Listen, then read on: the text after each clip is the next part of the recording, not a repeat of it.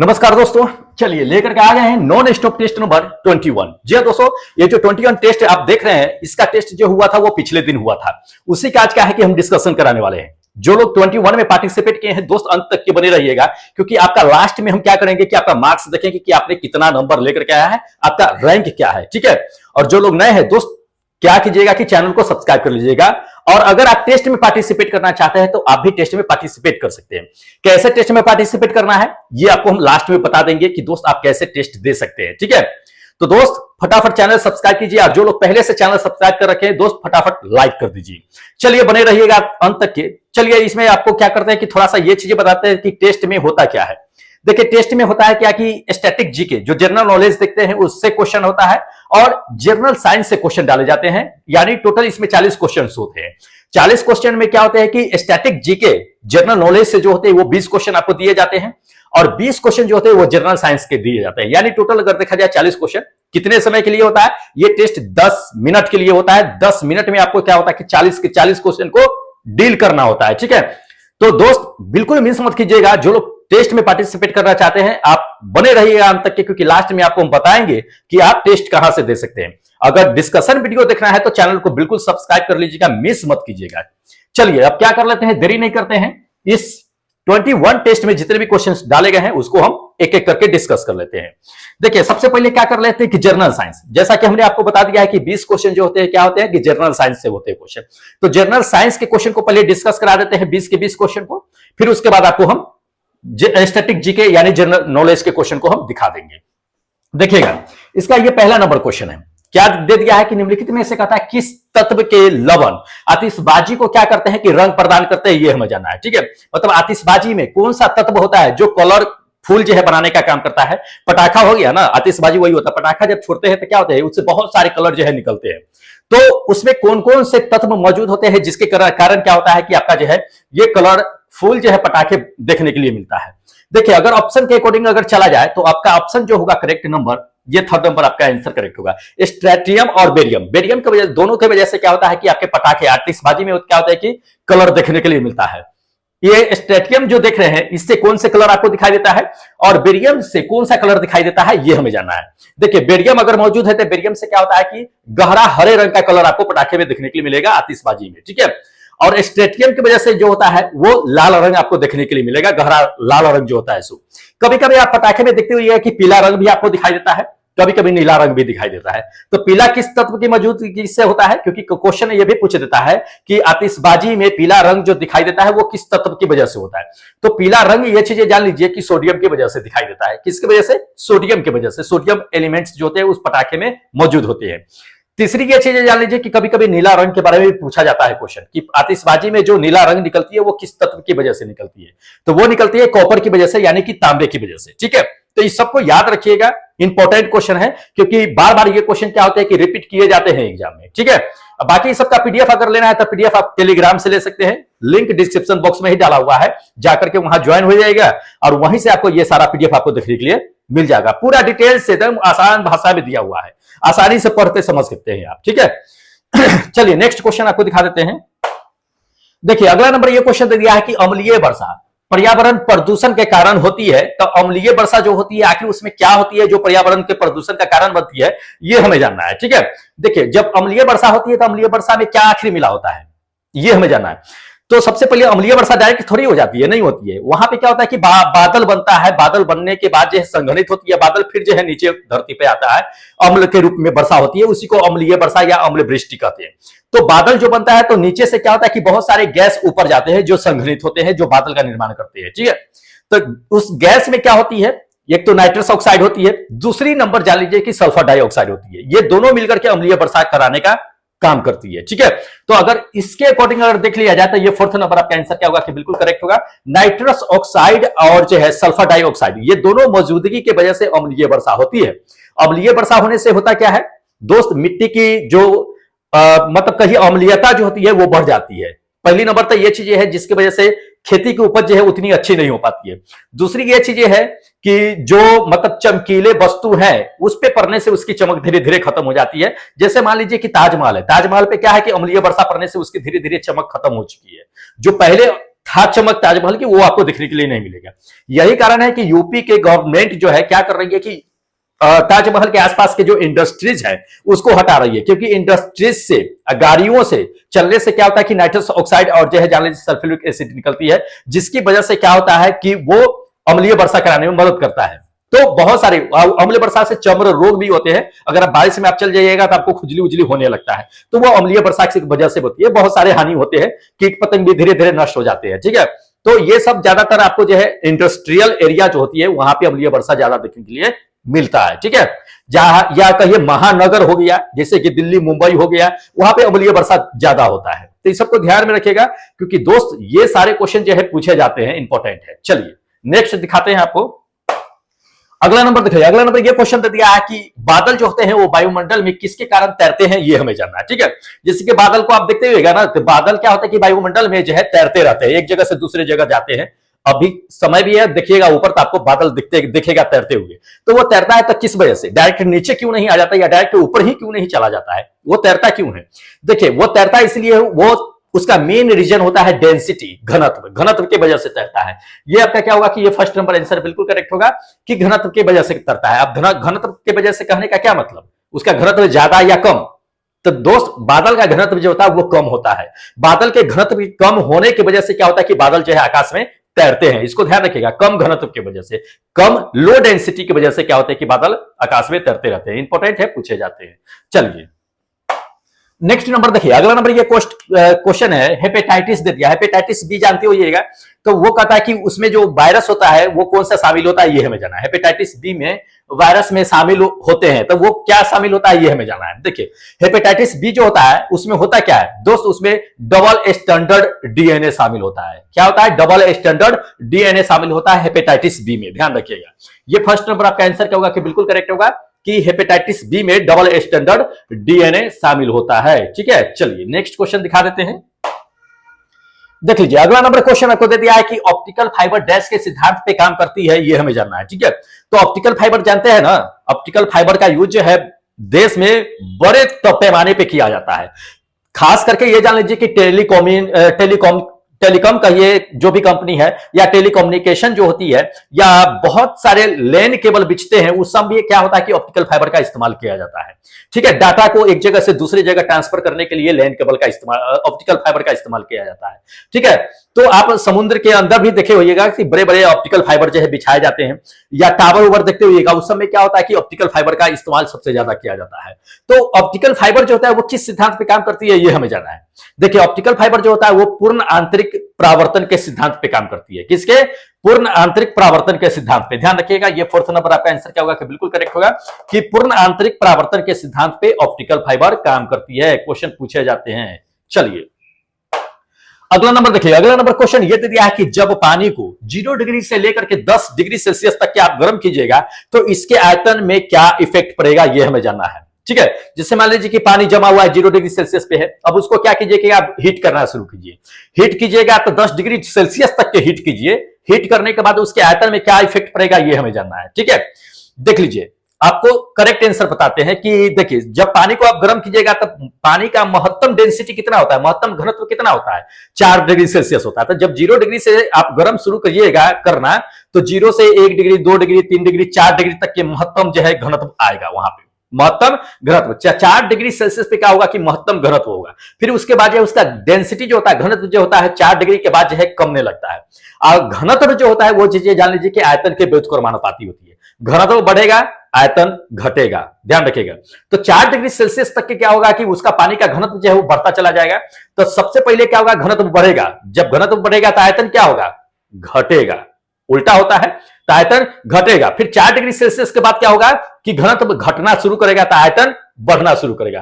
कहने का यह मतलब है कि पहले आयतन बढ़ेगा, पहले आयतन घटेगा, फिर जो है आयतन बढ़ना शुरू करेगा। तो अकॉर्डिंग टू क्वेश्चन अगर देख लिया जाए तो ये फोर्थ नंबर आपका आंसर करेक्ट आंसर होगा। ठीक है, कि आयतन जो होता है वो सबसे पहले क्या करेगा कि बढ़ेगा, फिर उसके बाद घटना शुरू कर देता है। चलिए नेक्स्ट नंबर देखिए, अगला नंबर ये क्वेश्चन दे दिया है कि mRNA को कहता है, mRNA से कहता है कि डीएनए का निर्माण क्या कहलाता है, ये हमें जाना है। mRNA कहने का मतलब क्या होता है, मैसेंजर आरएनए होता है। ठीक है, राइबोसोम न्यूक्लियस एसिड कहते हैं इसको। तो इसको पढ़ लीजिएगा। तो mRNA जो होता है उसको इससे डीएनए का निर्माण क्या कहलाता है ये हमें जाना है। तो देखिए ये कहलाता है रिवर्स ट्रांसक्रिप्शन। क्या कहलाता है? Reverse transcription. ध्यान रखिएगा, ये सेकंड नंबर आपका आंसर क्या होगा कि बिल्कुल करेक्ट होगा। रिवर्स ट्रांसक्रिप्शन कहलाता है mRNA से डीएनए अगर निर्माण होता है तो। ठीक है, इंपॉर्टेंट है, पूछे जाते हैं, ध्यान रखना है ये चीजें। चलिए अगला क्वेश्चन आपको दिखा देते हैं। हाँ, ये क्वेश्चन देख लीजिए। ये क्वेश्चन आपको दे दिया है कि सूर्य को पृथ्वी को सूर्य से कहता है कि प्राप्त होने वाली ऊर्जा जो होती है वो किसके कारण होती है, ये हमें जानना है। ठीक है, देखिए हम लोग अच्छी तरह से जानते हैं कि सूर्य क्या है कि एक तरह का मतलब कि कहिए हाइड्रोजन हीलियम का एक बड़ा भयंकर चाहे कहिए एक तरह का आग का गोला है, क्योंकि उसमें हीलियम की अभिक्रिया होती रहती है। हीलियम जो है हाइड्रोजन में टूटती रहती है, एक विशाल मात्रा में क्या करती है कि ऊर्जा भी मुक्त करती है। वही ऊर्जा क्या होता है कि हमारे पृथ्वी तक की आती है। तो वो पृथ्वी तक की आती है, वो किस माध्यम से आती है, किस वजह से पृथ्वी उससे ऊर्जा प्राप्त करती है? तो वो करती है विकिरण की वजह से, रेडिएशन की वजह से। ठीक है, विकिरण की वजह से प्राप्त करती है। तो ये सेकंड नंबर आपका आंसर क्या होगा कि बिल्कुल करेक्ट होगा कि रेडिएशन की वजह से क्या होता है कि पृथ्वी जो है सूर्य से ऊर्जा प्राप्त करती रहती है। चलिए अगला नंबर देखिए। अगला नंबर ये क्वेश्चन दे दिया है कि बच्चे के जन्म के तुरंत बाद क्या होता है कि माँ जो होती है वो अपने स्तन से क्या करती है कि पहला दूध जो है निकलता है माँ के स्तन से। वो उसमें होता क्या है ये हमें जानना है। ठीक है, देखिए जब भी बच्चे को जन्म देती है कोई माँ, तो माँ के स्तन से जो पहला दूध निकलता है वो गाढ़ा होता है, दूध हल्का येलो कलर का आएगा। ठीक है, तो वो जो होता है वो क्या होता है आपको पता है? कोलेस्ट्रॉल होता है। क्या कोलेस्ट्रॉम कहिए वो होता है, क्या होता है? कोलेस्ट्रॉम होता है। ध्यान रखिएगा, ये जो हल्का पीले गाढ़े रंग की होती है, इसमें होता है क्या है ये चीजें जान लीजिए। क्योंकि कहा जाता है कि जब भी माँ अपने बच्चों को जन्म देती है तो माँ को पहला दूध जो है अपने बच्चों को जरूर पिलाना चाहिए। ठीक है, माँ को अपना पहला दूध बच्चे को बिल्कुल पिलाना चाहिए।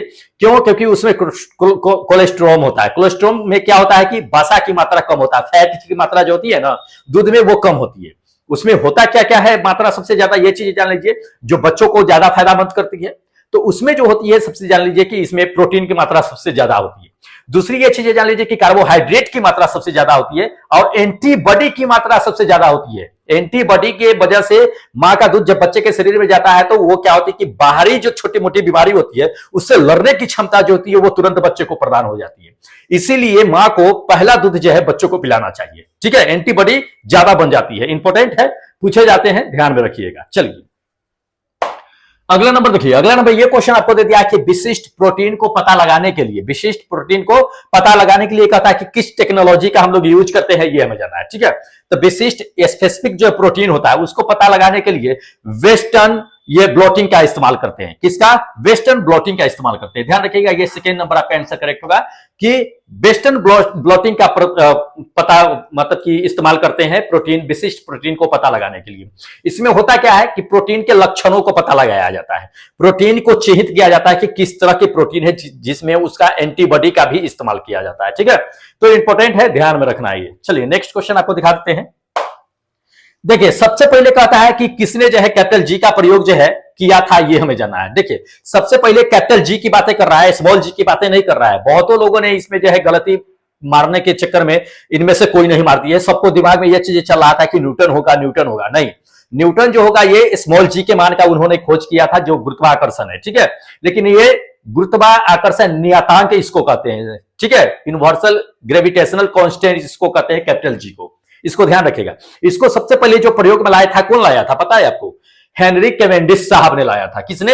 हेनरी कैवेंडिश साहब ने। ध्यान रखिएगा, ये फर्स्ट नंबर आंसर करेक्ट होगा। हेनरी कैवेंडिश साहब ने सबसे पहले कैपिटल जी का खोज किया था या उपयोग में लाया था। कभी कभी ये चीजें जान लीजिए कि कैपिटल जी का मान पूछ देता है कि कैपिटल जी का मान आखिर होता कितना है। तो ये चीजें जान लीजिए कि कैपिटल जी का जो मान होता है वो 6.67 into 10 to the power -11 newton metre square प्रति केजी स्क्वायर होता है। ध्यान रखिएगा ये चीजें, क्योंकि पूछे जाते हैं। स्मॉल जी की अगर बात कर लेते तब जो हम न्यूटन साहब को उठा करके ले आते कि चलिए ठीक है न्यूटन साहब, लेकिन यहां पे कैपिटल जी की बात की है तो कैपिटल जी हेनरी कैवेंडिश साहब होंगे। ये फर्स्ट नंबर जो देख रहे हैं सो इन्होंने ही हाइड्रोजन का भी खोज किया था। ध्यान रखना ये चीज, हाइड्रोजन का खोज भी इन्होंने ही किया था। तो इंपॉर्टेंट है, दोनों में से अगर कोई दे देगा आराम से आप मार सकते हैं। ठीक है, चलिए नेक्स्ट क्वेश्चन आपको दिखा देते हैं। देख लीजिए अगला नंबर ये क्वेश्चन आपको दे दिया है कि यदि पृथ्वी और सूर्य के बीच की दूरी को क्या किया जाए कि दोगुना कर दिया जाए तो वर्ष अवधि जो होगी उस पर क्या इफेक्ट पड़ेगा, क्या इंपैक्ट पड़ेगा ये हमें जानना है। ठीक है, जैसे कि एक वर्ष में अभी कितना होता है 365 लीप ईयर में जाइए तो 366 दिन हो गया, यही ना होता है। तो 365 क्या 366 दिन होता है, एक वर्ष में होता है, अपनी जो नॉर्मल पृथ्वी से अभी सूर्य की जो दूरी है उसके हिसाब से अगर देख लिया जाए तो, ठीक है। लेकिन अगर मान लीजिए कि पृथ्वी को सूर्य से कहीं ज्यादा दूर ले जाते हैं, मतलब दुगुना कर देते हैं दूरी, जो अभी दूरी है उससे दुगुना कर देते हैं, उस कंडीशन में एक वर्ष जो होगा वो कितने दिन का होगा। तो इसमें से ऑप्शन देख लीजिए, फटाफट बताइए कि कितना होगा। बहुतों लोग जो है ये सोच रहे हैं कि चलो 366 को 2 से गुना कर दो उतना हो जाएगा, नहीं, ये चीज जान लीजिए कि उसका सरकमटेंस जो होता है, परिधि जो होता है वो भी बढ़ जाती है, ठीक है। उसके रोटेशन का जो पृथ्वी सूर्य के चारों ओर रोटेट करती है, तो दूरी बढ़ने पर क्या होगा, उसका रोटेशन भी तो बढ़ जाएगा ना, रोटेशन बढ़ जाएगा, एक चक्कर लगाने में समय जो है बढ़ जाएगा, इसको ध्यान रखिएगा। तो वो कितना हो जाएगा, देखिए एक हमेशा दिमाग में ये चीजें रखिएगा कि कितना भी दूरी कर दे, पृथ्वी को सूर्य से कितना भी दूरी कर दे, उसमें क्या कीजिएगा कि जितना वर्ष होता है, मान लीजिए 5 गुना कर दे, 10 गुना कर दे, कि पृथ्वी को सूर्य से 10 गुना दूरी कर देते हैं या 15 गुना दूरी कर देते हैं, तो उसको एक वर्ष में कितना लगेगा दूरी तय करने में।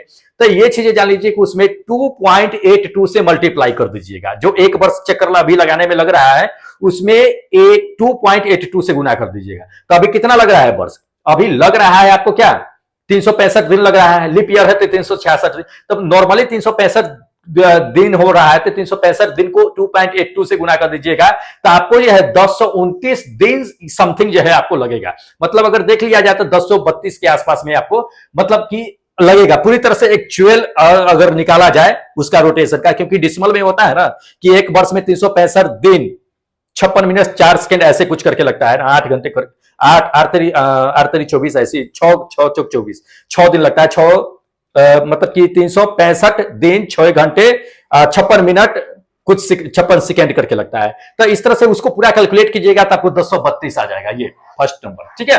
तो ये 1032 दिन जो है आपका क्या होगा कि बिल्कुल करेक्ट आंसर होगा, उसमें 2.82 से मल्टीप्लाई कर दीजिएगा, ठीक है, आराम से जो है ये चीजें आ जाएगा। चलिए अगला क्वेश्चन आपको दिखा देते हैं, देख लीजिए अगला नंबर। ये क्वेश्चन आपको दे दिया है कि बंदूक जब चलाते हैं तो बंदूक क्या होता है कि झटका पीछे की ओर देता है, तो वो निम्नलिखित में से किसका उदाहरण है, ये हमें जाना है।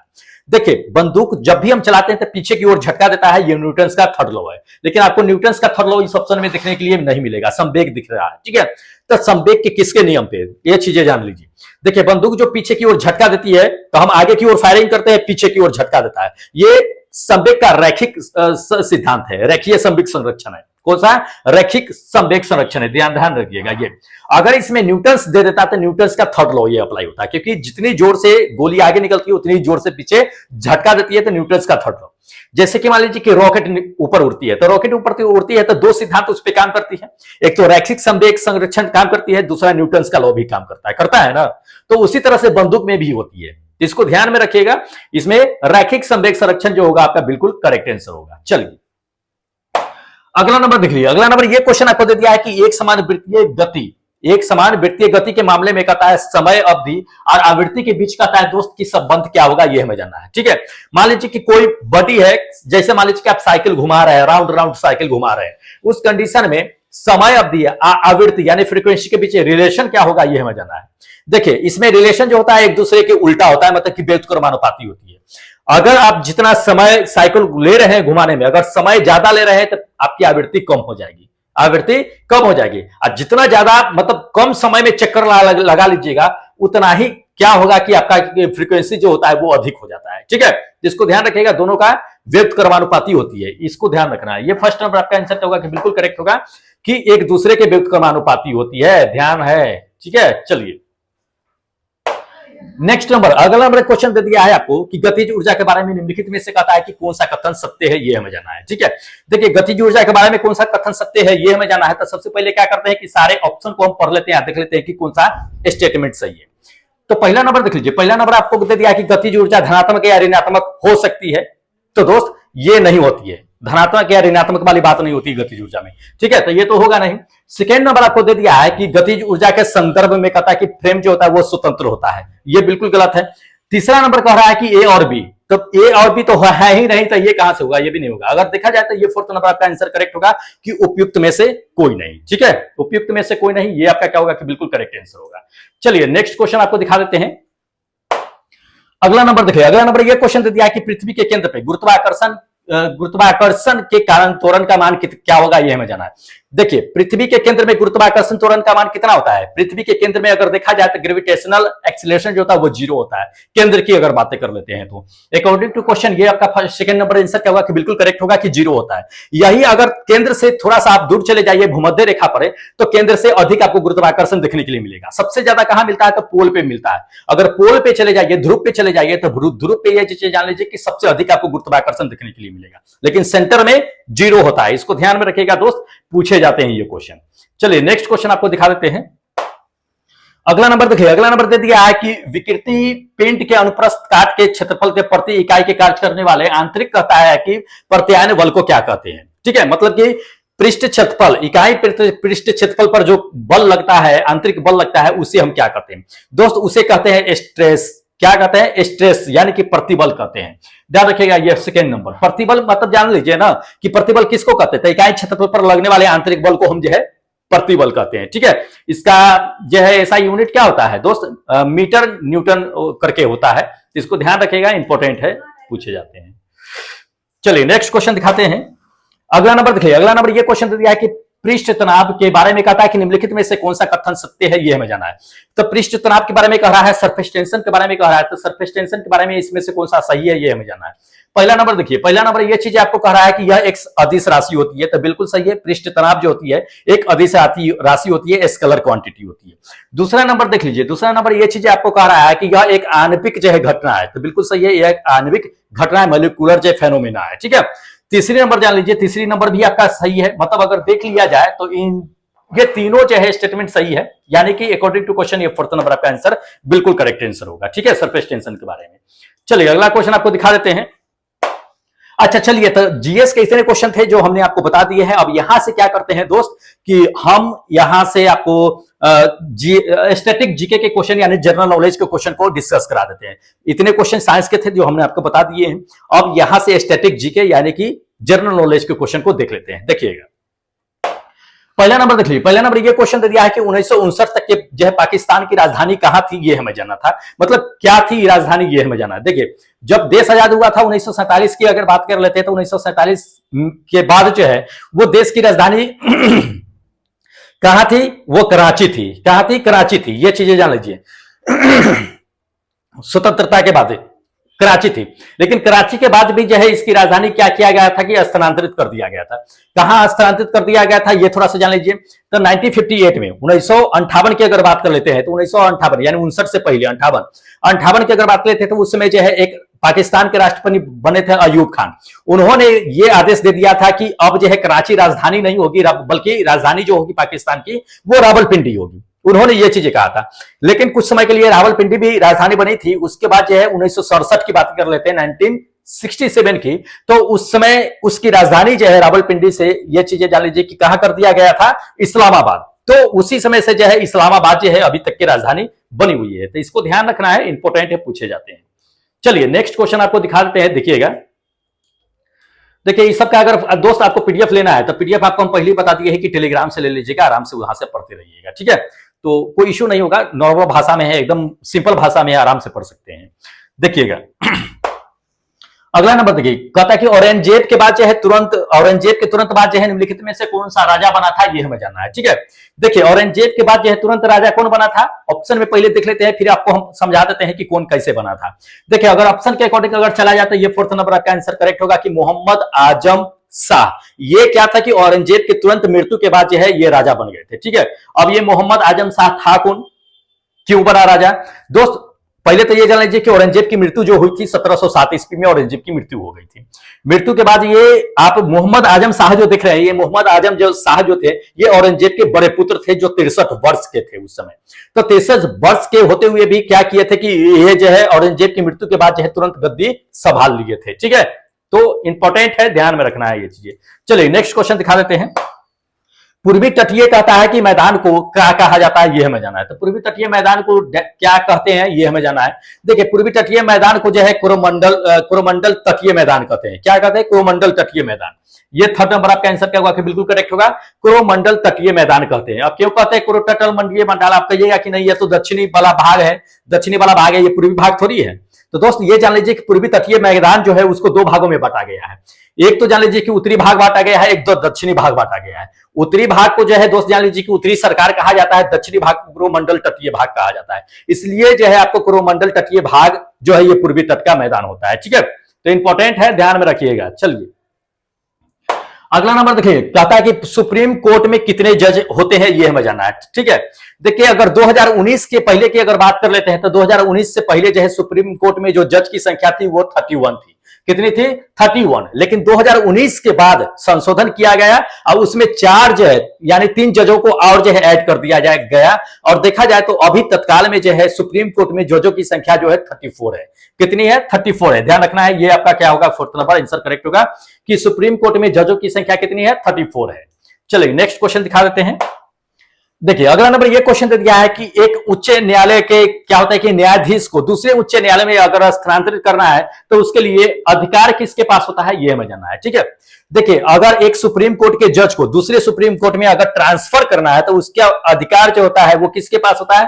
राष्ट्रपति के पास में होता है। ध्यान रखिएगा, ये किस अनुच्छेद के तहत किया जाता है ये भी जान लीजिए क्योंकि कभी कभी आपको पूछ देगा। तो ये अनुच्छेद जो है 222 यानी कि 222 आर्टिकल के तहत क्या किया जाता है कि एक जज को दूसरे मतलब कि हाई कोर्ट में जो है क्या किया जाता है कि ट्रांसफर कर सकता है, ठीक है।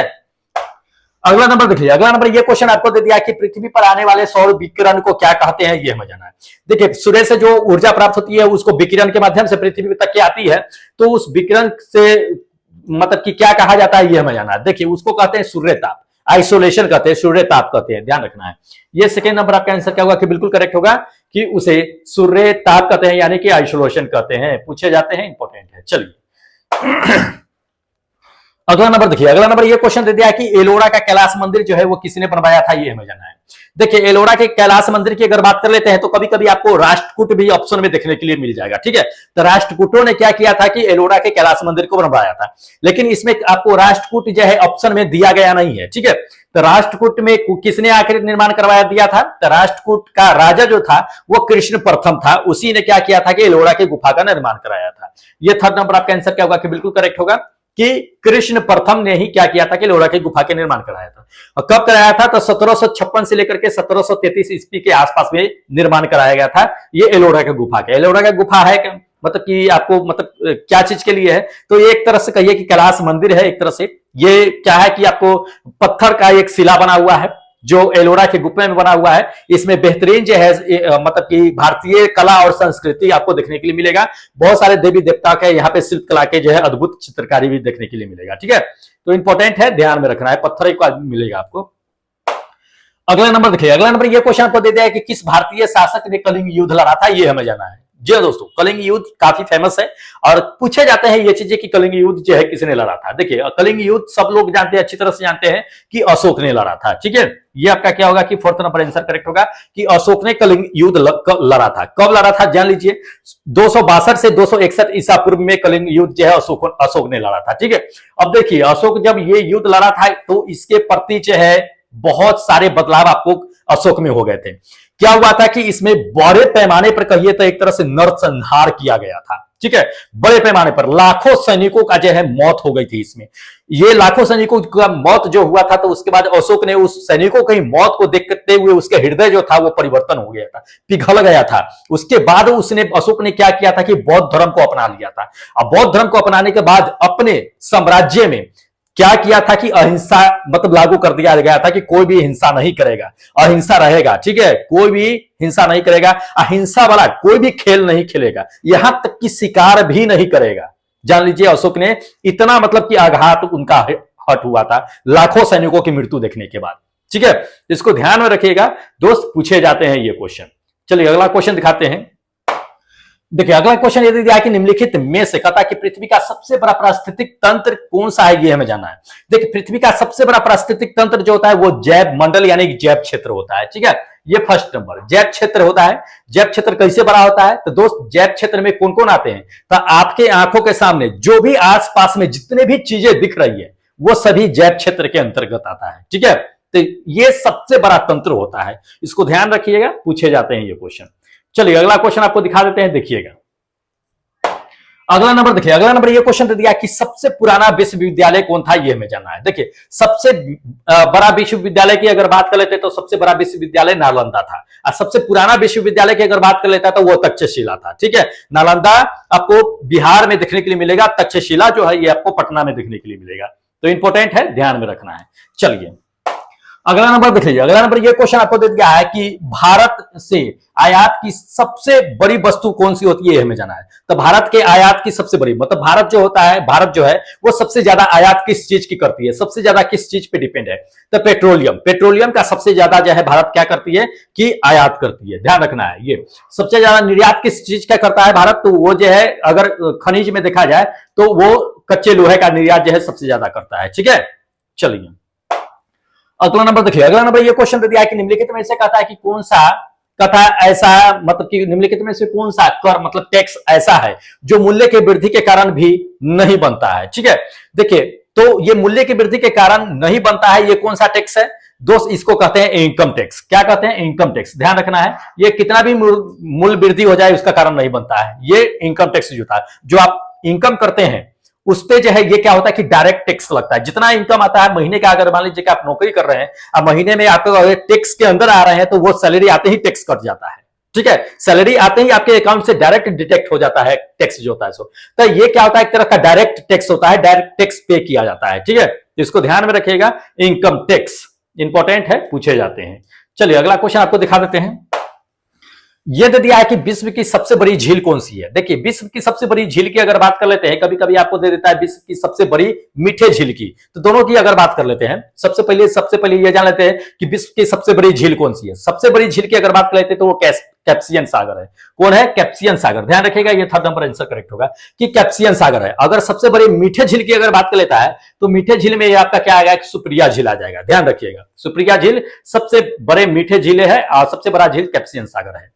चलिए अगला नंबर देखिए, अगला नंबर ये क्वेश्चन दे दिया है कि भारत सरकार ने कथा निम्नलिखित में से कथा किस शासक के प्रतीकों को अपनाया है, ये हमें जानना है। ठीक है, देखिए भारत के सरकार ने किस प्रतीकों को अपनाया है, अशोक के प्रतीकों को अपनाया है। किसके, अशोक के प्रतीकों को। ध्यान रखिएगा, अशोक के प्रतीक कौन सा है ये जान लीजिए, ये अशोक का प्रतीक है, देख लीजिए। तो इसी को भारत सरकार ने क्या क्या है कि अपनाया है। जहां भी भारत सरकार का मुहर लगेगा इसको जरूर जो है ये साइन आपको देखने के लिए मिलेगा, या भारत सरकार का जो भी डॉक्यूमेंटल काम होता है वो आपको ये जरूर देखने के लिए मिलेगा। इसमें आपको क्या 4 शेर होता है, लेकिन आपको दिखाई देगा 3 ही, एक पीछे में मुड़ा होता है जो आपको दिखाई नहीं देता है। ठीक है, किसी भी दिशा से देखिएगा आपको 3 ही दिखाएगा और एक ढका होता है।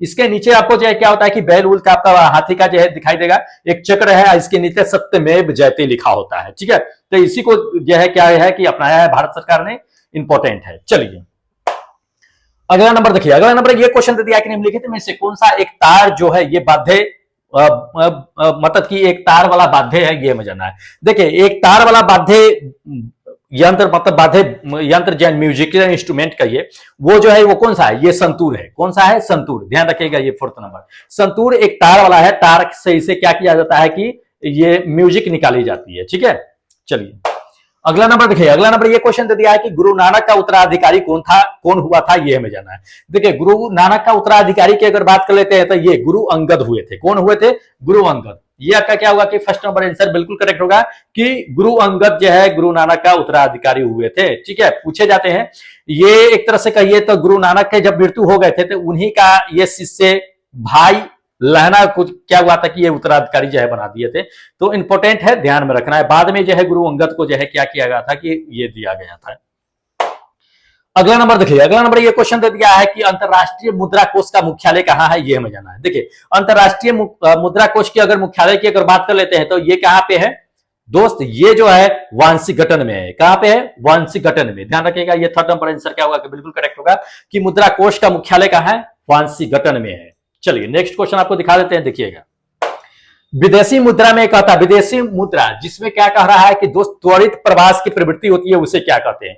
मतलब कि त्वरित प्रवास मतलब तुरंत जो है प्रवास होने की मतलब की टेंडेंसी रखता है, उस मुद्रा को क्या कहते हैं, उसे कहते हैं हॉट करेंसी। क्या कहते हैं, हॉट करेंसी। ये आपका 4th नंबर आंसर क्या होगा कि बिल्कुल करेक्ट होगा, उसे हॉट करेंसी के नाम से जाना जाता है। ठीक है, चलिए अगला नंबर देखिए, अगला नंबर कहता है national Jim Corbett national park जो है वो कहां पे स्थित है, ये हमें जाना है। ठीक है, देखिए नेशनल जिम कॉर्बेट जो है कहां पे है दोस्त, ये आपको उत्तराखंड में देखने के लिए मिलेगा। कहां? उत्तराखंड में देखने के लिए मिलेगा। ये फर्स्ट नंबर आंसर करेक्ट होगा। उत्तराखंड ये जिम कॉर्बेट जो है देखने के लिए मिलेगा। किसके लिए है? तो ये जो है बाघ के लिए जो है सबसे ज्यादा है। नैनीताल उत्तराखंड जो है जानते हैं, उसी जिले में ये क्या है कि स्थित है। ये हिमालय का तटीय क्षेत्र पड़ता है उसी में। ठीक है, चलिए अगला नंबर देखिए। अगला नंबर ये क्वेश्चन आपको दे दिया है कि आर्टिकल जो है 356 यानी 356 के तहत आपातकालीन जो होता है, इमरजेंसी जो होता है, वो कौन लगाता है। कभी कभी क्वेश्चन उलट फेर करके दे देता है कि इमरजेंसी जो राष्ट्रपति लगाते हैं वो किस आर्टिकल, किस अनुच्छेद के तहत लगाते हैं, ये जाना है। तो इमरजेंसी तो वैसे राष्ट्रपति ही लगाते हैं, तो ये फोर्थ नंबर आपका आंसर करेक्ट होगा कि राष्ट्रपति। लेकिन कभी कभी उल्टा देता है कि किस आर्टिकल के तहत लगाते हैं, तो 356 के तहत लगाते हैं ये इमरजेंसी। ठीक है, इसको ध्यान में रखिएगा, इंपॉर्टेंट है, पूछे जाते हैं। चलिए अगला क्वेश्चन देख लेते हैं। अच्छा, तो इतना ही क्वेश्चन था। ठीक है, इतना ही क्वेश्चन था जो आपको हमने बता दिया है दोस्त। तो ये बहुत सारे इंपॉर्टेंट क्वेश्चन है जो आपके एग्जाम में आने की संभावना है दोस्त, बिल्कुल मिस मत कीजिएगा। थोड़ा सा वक्त लगेगा, इसे वक्त निकाल करके पढ़ लिया कीजिएगा। टेलीग्राम से ज्वाइन जरूर हो जाइएगा, क्योंकि ज्यादा नहीं पढ़ने में कितना, 10 मिनट में आराम से आप पीडीएफ पढ़ लीजिएगा। तो डेली आपको पीडीएफ मिलते रहेगा टेलीग्राम पे, और यहीं पे आपको क्या होगा कि डिस्कशन वीडियो भी आती रहेगी। तो चैनल सब्सक्राइब कर लीजिएगा। सब्सक्राइब करने के बाद क्या कीजिएगा दोस्त, अपने दोस्तों में जरूर शेयर कर दीजिएगा। और जो लोग अभी तक चैनल सब्सक्राइब नहीं किए दोस्त, चैनल सब्सक्राइब कीजिए जल्दी से। ठीक है, और हमें इजाजत दीजिए, क्योंकि फिर मिलेंगे अगले दिन एक नए सेट, एक नए वीडियो के साथ। तब तक जय हिंद दोस्तों।